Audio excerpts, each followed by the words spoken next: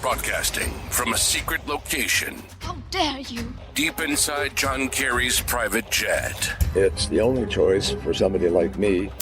This is the voice of the climate agenda resistance. Right now, I got a few words for some of our brothers and sisters in the occupied zone.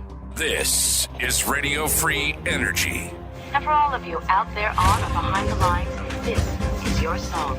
With your host, Larry Behrens. Check, check. Is this thing on? When is this going to be on the air? Oh, welcome. I didn't see you there. My name's Larry, and you have stumbled upon the Radio Free Energy podcast, and I'm so glad you have. You thought I was kidnapped, didn't you? You thought that the Green Police had gotten a hold of me. No. When they're hot on your heels, you got to lay low for a little while. They have, all that granola and whatever else greenies get their energy from. I was going to say solar and wind, but we all know that doesn't work. And this is where we talk about the biggest energy news of the week. And we do it from a perspective that is better for America. Let's just call it an America First perspective. We note that Joe Biden has undermined and sabotaged, underworked, eroded. You're terrible with the words. Yeah, I'm struggling with the adjectives today. He has done so much to destroy the American energy economy that it is become absolutely laughable. And we saw the results just this week, didn't we? First, it was the inflation report that came out, the CPI, as the kids like to call it. And this always makes me laugh. It is higher than expected, than the experts expected. Let's take a moment to talk about the experts, shall we? When you have experts who say it's going to be one thing and then another, and they are consistently like that, maybe we don't call them experts anymore. I'm an expert, and I'm always wrong. That's why it's called experting. Either way, inflation, according to the government, is at 3.5%. And I know everyone just has to kind of stifle that upchuck reflex when they hear that number, because any of us who stepped into a grocery store know that 3.5% increase is not what we're feeling. And there were reports all through the week on how everything has gone up in price. I love it when Washington discovers something and they're like, yeah, thanks. You must have the luxury of not having to go into a grocery store, because we here in America have had to do it. Well, in response to that, let me share a little something the Biden administration did. And this is why I record on Friday, because if you haven't noticed, the Biden administration has, we'll call it a propensity for a lot of odd things, but we'll just stick with this one. A propensity to announce not great news on Friday afternoons, Friday evenings. They hope it'll get lost in the news cycle. It's Media 101.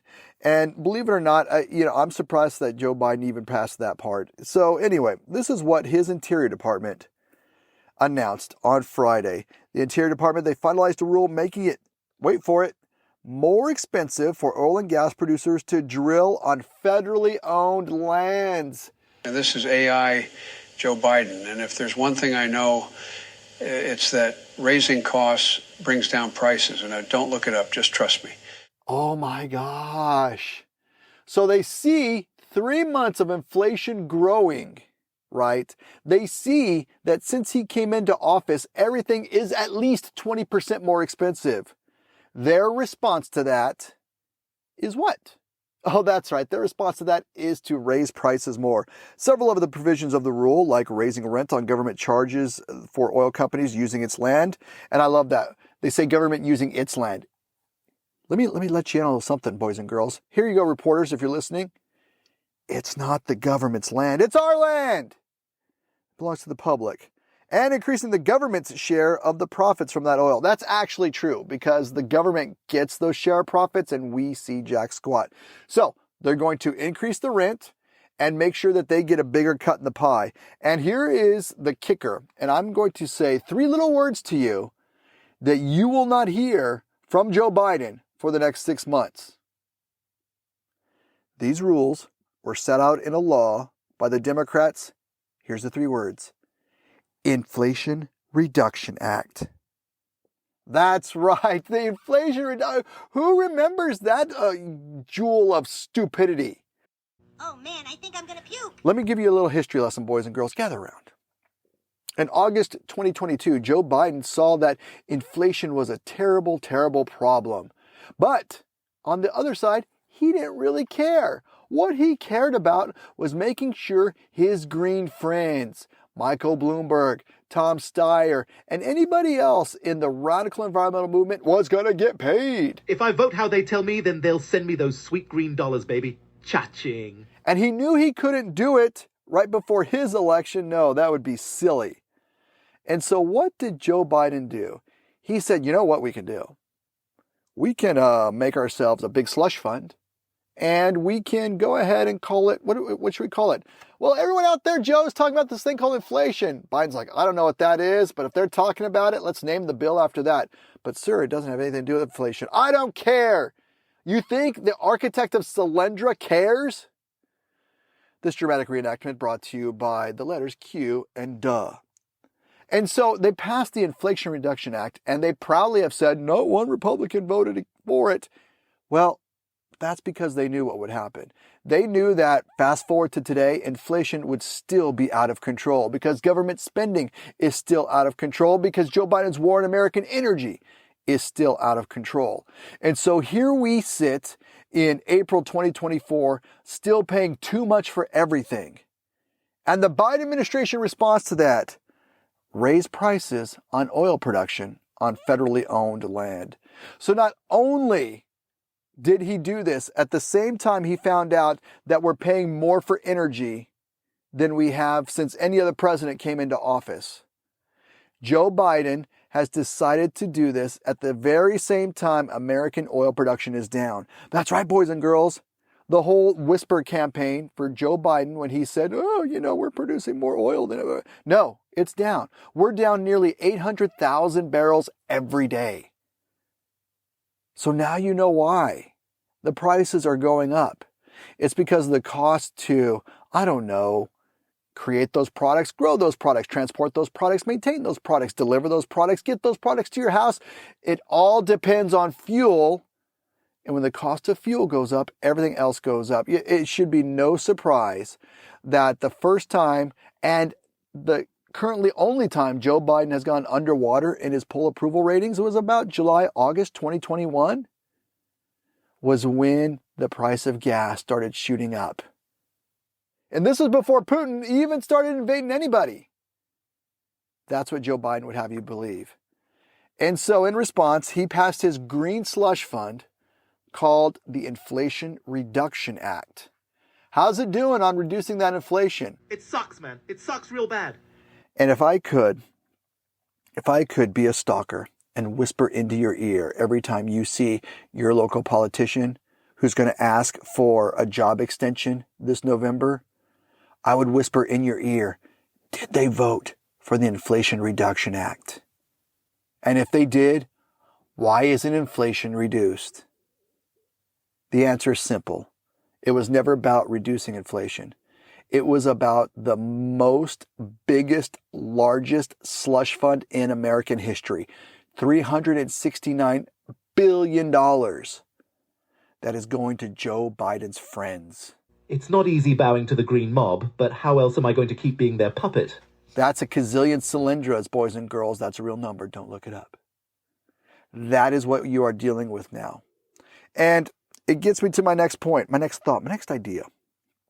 When you look at why would someone consider doing this when they know American families are suffering? Well, first and foremost, when Joe Biden is an adherent to this agenda, he does whatever Greta tells him to do. When he adheres to this agenda, he doesn't care how much it's hurting your family. In fact, I love all the reporters who are saying, this inflation's awful stubborn. It's not stubborn. That's like a house is burning down. No one will call 911. No one will get the fire hose. And then they're all saying, this fire is stubborn. No, it's doing what it naturally does unless you act. Joe Biden is not going to act. And I have a theory as to why. And it's really, really, really simple. I can't wait to hear this. Larry's theories are the best theories. Joe Biden knows that a reckoning is likely coming in November. And you can do one of two things. You could try to moderate yourself, to try to pretend you're not the guy you've been for the last 3+ years. or you can quadruple down on it and try to make it so ingrained in Washington that it will never be able to be ended. And that is what he is trying to do. He is trying to cover his agenda in every nook and cranny of his bureaucratic army so that they are ready when he loses in November. He is not interested in moderating at all. And I'll be the first to admit, mea culpa, I thought he was going to. Because that's what he did a bit in 2022 when he thought about, oh, yeah, let's drain the SPR. Oh, by the way, he canceled that this week too, right? He drained the SPR, begged Saudi Arabia for more oil, begged Venezuela for more oil. He will try to get oil from anywhere but from American oil producers. And when he does get it from them, he passes rules that raise the cost on him. Oh, and this is fun. The rule comes one day after the administration moved to cut costs for producing renewable energy on public land. Do you see what's happening? It is quite simple. Joe Biden's friends are getting the wheels greased, the red carpet rolled out for their boondoggles of the future. The Solyndras are lining up. Meanwhile, hardworking Americans who want to produce the energy that fuels our way of life, well, they are getting stuck out. And Joe Biden is the guy that's doing the sticking? No, I didn't read that in any diaries or anything. Please stay away from me, FBI. Hey, coming up, we're going to talk about a whole lot more, including Joe Biden's spending and how it's not really working. Stay right here. I'm so glad you're with us. I promise it's a podcast, so you know this will be a short break. Stick with us. Radio Free Energy coming right back.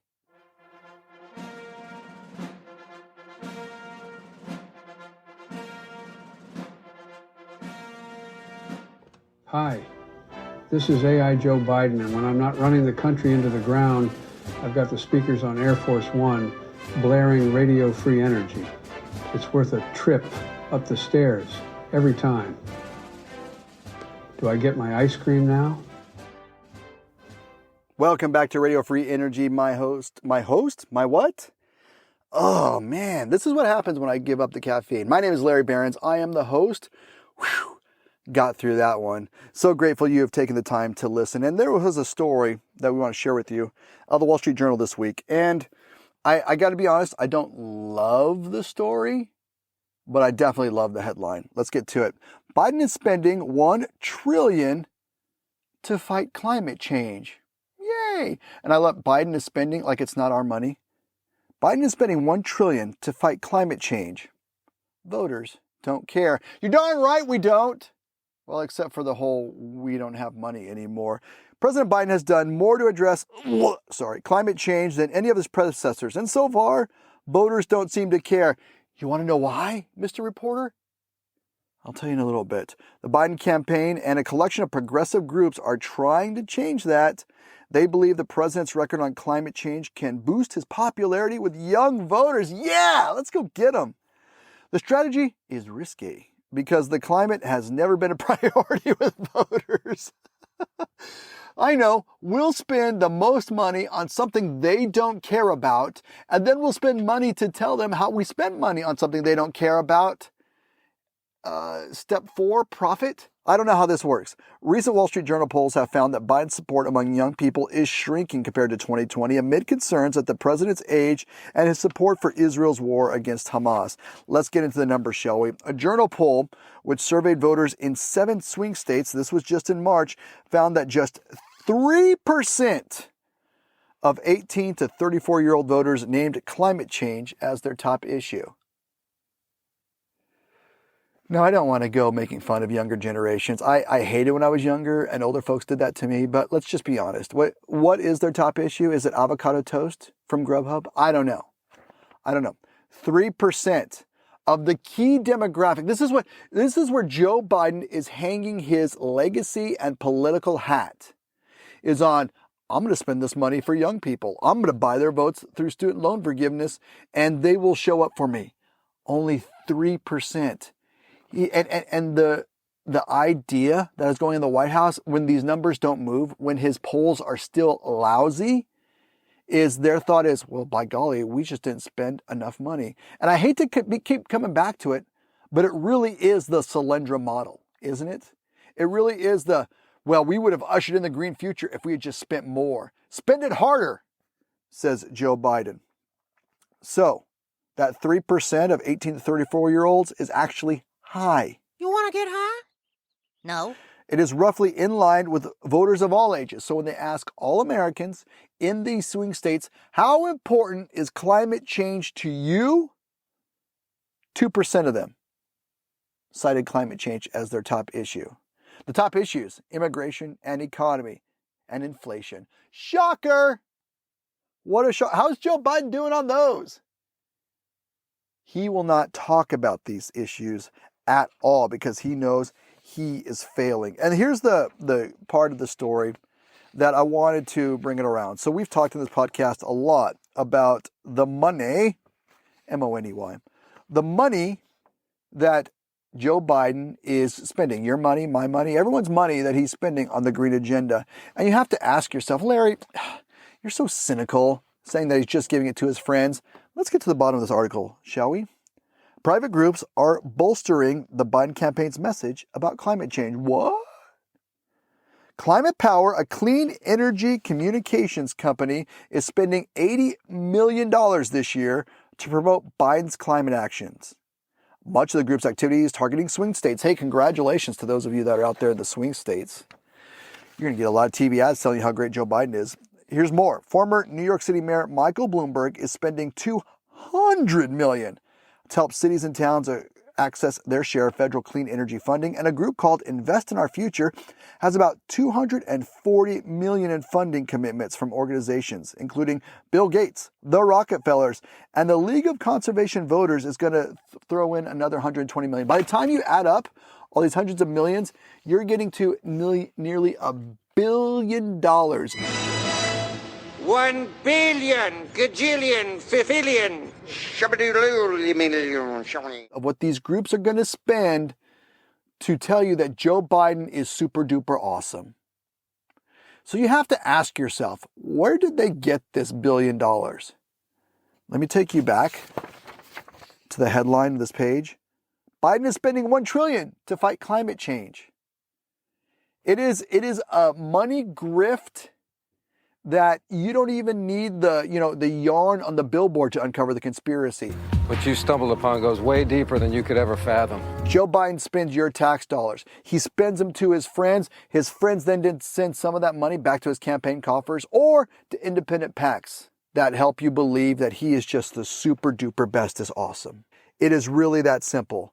You and I as American taxpayers are not only paying more in the grocery store, our tax dollars, and at this point, let's be honest, our great-grandchildren's tax dollars are going to Biden's campaign. It gets laundered through things like the Inflation Reduction Act, but make no mistake about where it lands. Speaking of money laundering, let's just take a moment to talk about Joe Biden and student loan forgiveness. And I know what you're thinking. But Larry, it has nothing to do with energy. Contraire, mon frere. It absolutely does. And so when you look at Joe Biden, I think this week he had 2 to 3 announcements, each one adding more people to the pile of votes he's going to buy. Loans he's going to forgive. And you see that it is pretty much every student. So let's take a look at, picture in your mind, if you will, the average climate student, the gender studies major, the environmental sciences for species that don't exist in anywhere or that used to be on Mars degree. And now they have $100K in debt for Harvard. I'm kidding. That's just a semester at Harvard. They have a ton of debt. And they're wondering why their impractical degree can't get them a job anywhere. And so here comes Joe Biden. He's going to introduce a little thing called the Climate Corps. I know you've heard of it. His budget request for this year is calling for $8 billion to hire people to be in his Climate Corps. So again, let's attach the red yarn together, shall we? The threads come together. Students, when they're not busy defacing the Mona Lisa, gluing themselves to roads, or pouring, red dust on the United States Constitution, they don't have jobs. And so they got to keep the avocado toast going. So they said, hey, I have a lot of student debt. Maybe I can go work for the Climate Corps. Uncle Joe's going to pay you to work for the Climate Corps. So he will forgive your student debt. Then he will give you a job. They want up to 1.5 million people working for the Climate Corps. That will be an entire generation of students who will have their college paid for and then immediately into government bureaucracy Inc. That is the future that Joe Biden wants. And you want to get more in depth with it? You want the fingers to get deep in that pudding? He wants 20,000 of them by November. Why would Joe Biden want 20,000 climate activists on the taxpayer dole by November?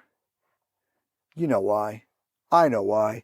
And Joe Biden knows why. Or at least whoever's running the White House knows why.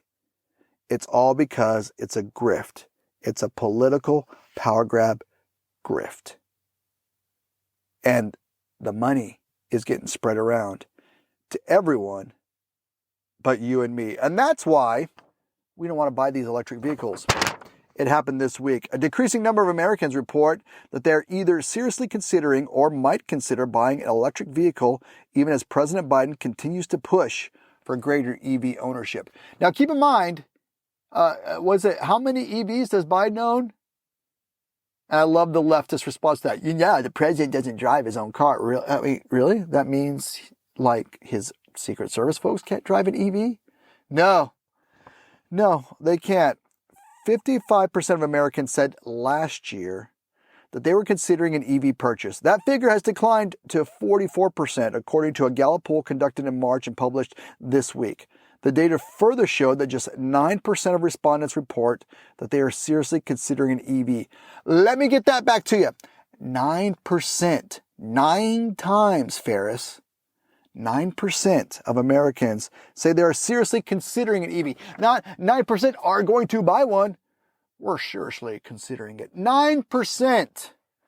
Let me throw a bunch of numbers at you real quick. Actually, let me just throw one at you. In 2023, EV ownership of new car sales was less than 8%. That is the number that Joe Biden runs up the hill with his green flag on. Look at this record EV sales. We've doubled EV sales. We've tripled EV sales. It was less than 8%. And that, boys and girls, may be the high water mark. All the people that want an EV by now probably have one. And let's be honest, we are all, thanks to Joe Biden, we are all in some way an EV owner. Because studies have shown that the government subsidies that go into the manufacture of electric vehicles decrease the on-the-lot price by as much as 100%. So let's just use numbers that Larry can understand. If you see that $100,000 Ford F-150 pickup, all EV, right? That means it cost $200,000 to produce. But Joe Biden used your money to already offset the cost of the manufacturer. So you buy it. Joe Biden will give you money to buy it in the form of tax credits. So with massive subsidies on one side and massive tax credits on the other, the best that they can do is less than 8%. And with only 9% seriously considering it. And let's just go through the last, 6 weeks of EV life. The Hertz CEO loses his job after they lost $245 million in a single quarter because Americans not only don't want to own EVs, they don't even want to rent them in the short term. Ford announced that they lost $5.5 billion in EVs last year alone. And that is the company that makes the most popular vehicle on the planet, the Ford F-150. The EV version, they can't get it off the lot. Nobody wants it. And so they've announced that they are delaying building their truck, building an SUV, and we're seeing this all around as the government subsidies run dry. The EV mantra is pulled back. Delays. That's how they're going to frame it first, because they don't want to upset Uncle Joe while he's still in power, because look what he's doing to the oil guys. He's raising their rates, right? And they know Uncle Joe will come after them after they took billions of his dollars and then didn't deliver the EV future that he promised was going to be delivered. So I'd be curious. Radio Free Energy at protonmail.com. I'd be curious if you know an EV owner, maybe you're one yourself, and is it everything it's cracked up to be? Here's my working theory. I would say, listen, if you want to buy a glorified golf cart, that is absolutely your business. But once you shell down 40, 50, 60 more K on this vehicle, what are the chances you're going to say, I regret doing that? One of the biggest financial decisions you make, and admitting that it was a bad one, is tough for people to do, and I understand that. But you got to admit, it is not the utopia that people promised. And maybe you just live in an urban area and it works just fine for you. Wonderful. But for most Americans, they are not considering one, because the more they learn about the downfalls of EV, where they come from, what they cost, particularly insurance. We didn't even get to the insurance on an EV.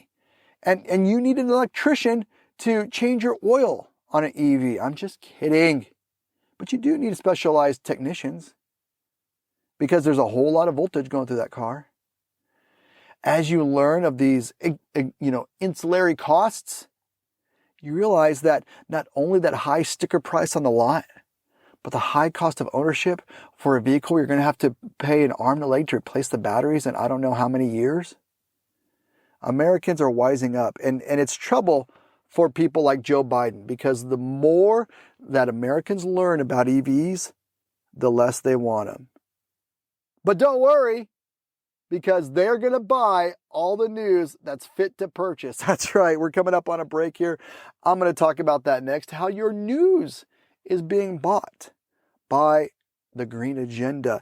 Conspiracy theory? No, it's actually what's really going on. Thanks so much. Stick with us. It's a podcast. Again, short break coming up. Radio Free Energy coming at you.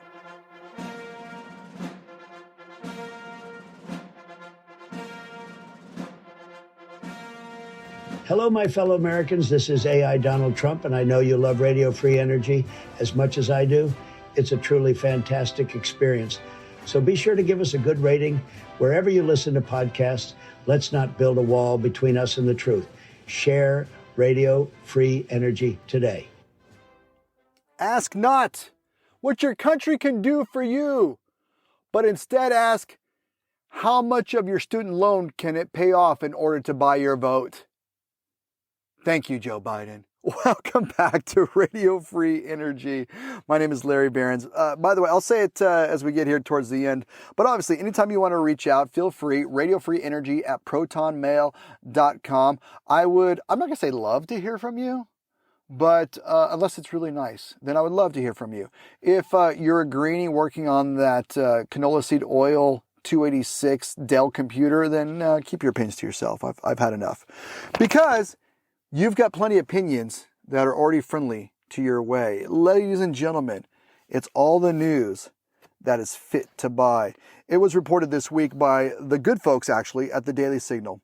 Most news outlets try to rely on the Associated Press Style Guide, officially known as the AP Style Book, as the arbiter of grammar, spelling, and terminology and news coverage. So for the uninitiated, let me let this former reporter talk down to you, as all journalists are supposed to do, right? Here it is. The Associated Press is an organization that makes money in two key ways. One, they syndicate their stories so that people in local papers can have the impression of getting coverage from the world. And they've done this for well over, I believe, 100 years. It's nothing new. You remember those newspapers you used to read as a kid, and it would have a city with, the little AP in the parentheses, and, Denver, AP, New York City, AP, Joe Biden's 50th vacation this week, AP.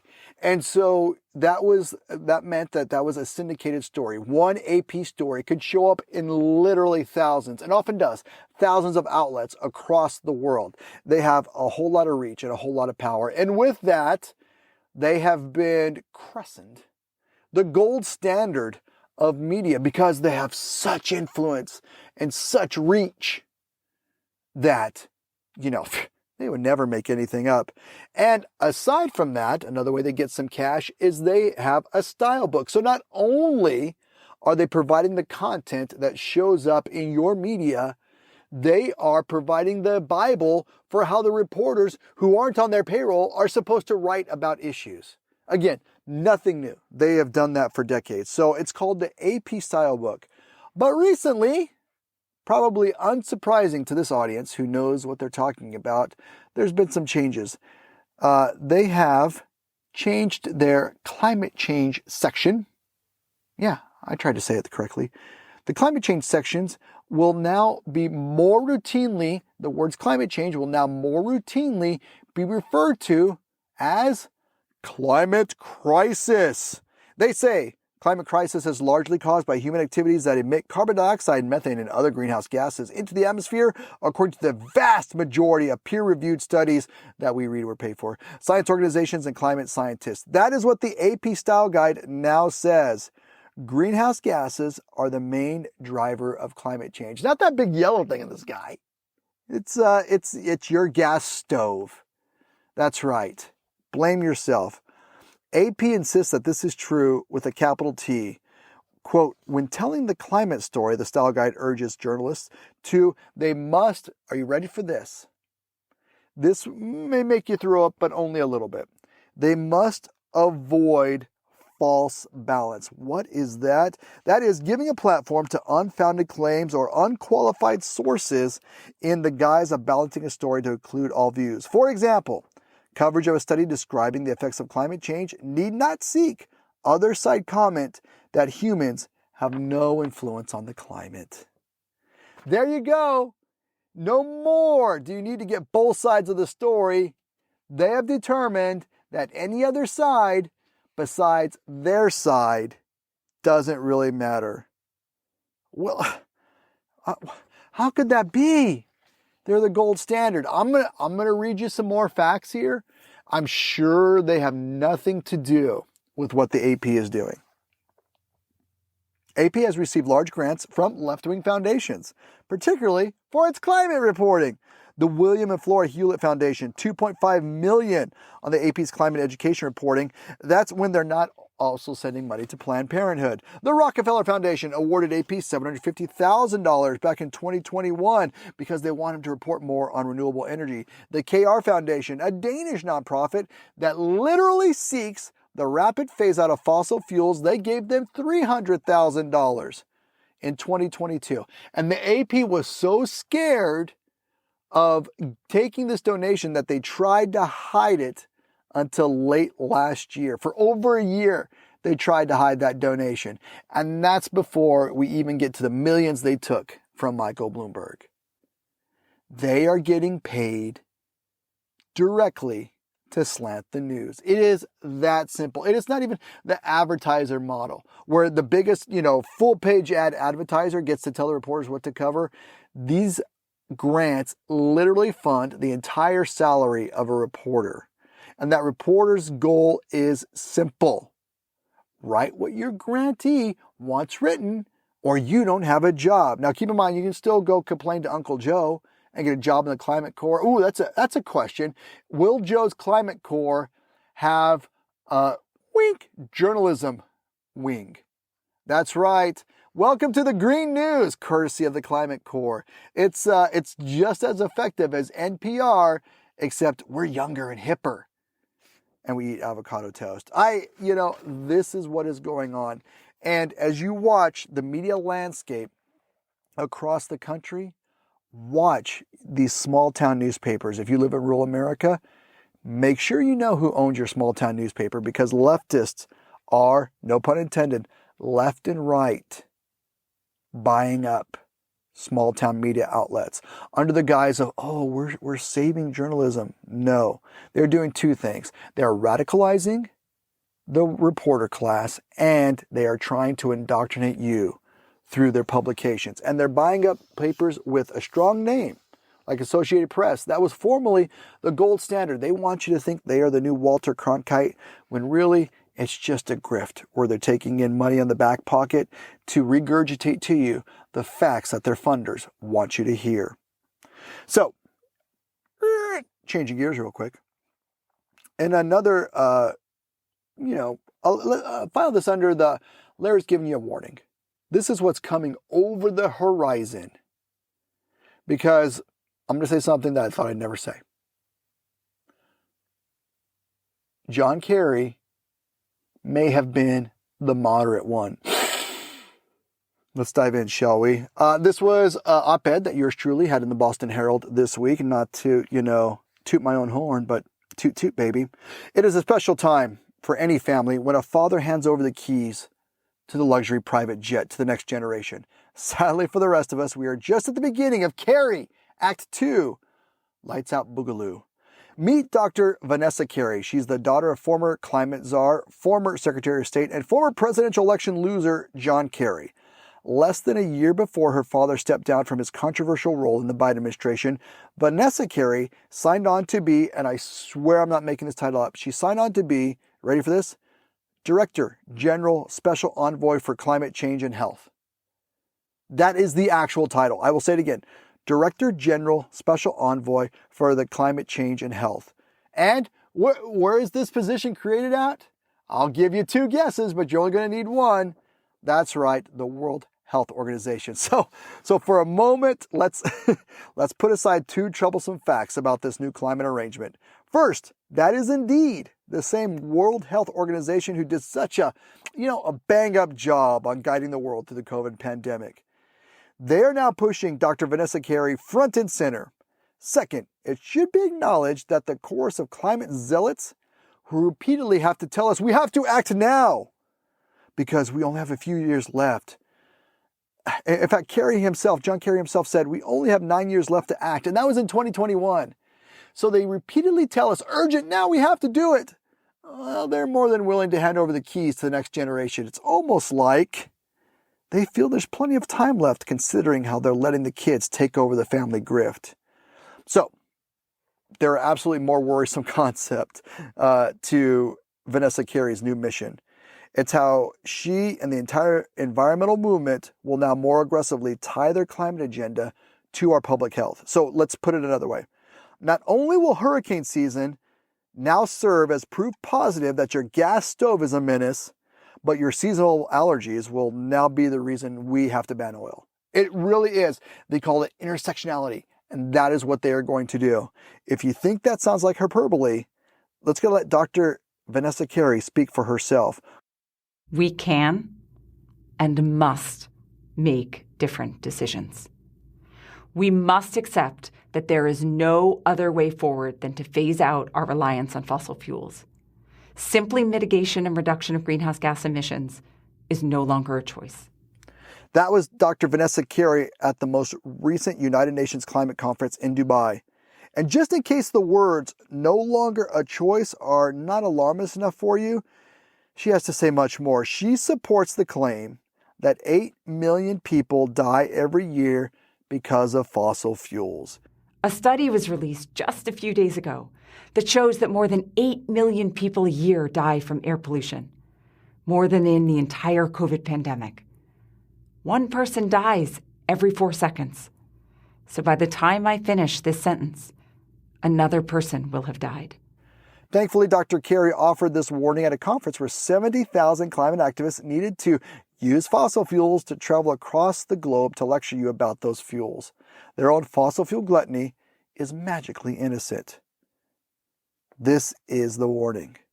They are no longer satisfied to just have government positions where they suck the dollars from taxpayers. No, they are out to undermine your way of life. It's this climate grift pushed by, Kerry and Kerry, climate law firm RS. It's a dangerous one where the next generation does not hide their true intentions to undermine your way of life. Well, here on Radio Free Energy, I like to end with a little bit of happy news. I call it news that warms my cold, cold political operative heart. And this, chef's kiss. This is just the perfect one. I'll read the headline to you, and hopefully it will get you into a nice lull after getting everyone all worked up. Let me just read the headline to you. Gavin Newsom's restaurant is offering a job at $16 per hour, despite a new state law of $20 per hour for fast food workers. That's right.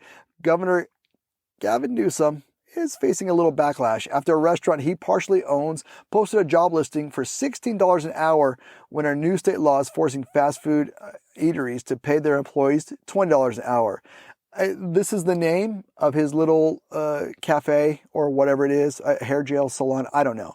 Plump Jack Cafe in Olympic Valley, which is among a group of eateries owned by a company Newsom founded in 92, is hiring a part-time busser who will aim to assist the food server to ensure guest satisfaction during all aspects of the dining experience. That's great. Job listing states the salary, $16 plus tips. But a food service worker would make more working at a McDonald's than at the high-end restaurant bar thanks to the $20 fast food minimum wage. Newsom no longer participates in the day-to-day operations of his business. That's why it's still open, I guess, since putting Plump Jack Group into a blind trust after he was elected governor. So his staff is falling all over themselves, bending backwards. He had no role. It's in a blind trust. But isn't it amazing how it's special rules for thee and not for me? That is the world we live in today. Hey, thanks so much for hanging with us. I'm glad you guys were here. I'll try not to make it so long before we have another conversation, but you know what? To the, I can't even say dozens, to the teens of you who are listening, thanks so much.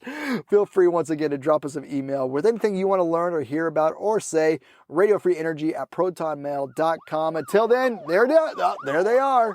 Quick, it's the green police. Run for cover, man. I hear the sirens, so we're going to skedaddle. We're going to hop back on board the Kerry Jet Express, and we'll see you again next time. This has been Radio Free Energy, the voice of the climate agenda resistance, with your host, Larry Behrens. Until next time, keep up the fight against the Green New Steel.